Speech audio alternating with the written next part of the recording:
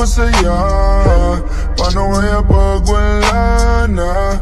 Baka di ka na sumama, baka mawalan ng gana, at baka bigla na lang lumisan. Dahil para sa'yo madali lang, narinig ko sa iyong kaibigan. Sanay ka na daw namang iwan, mukhang naiingit ang iyong bestie. Sama mo kasi siya dito next week.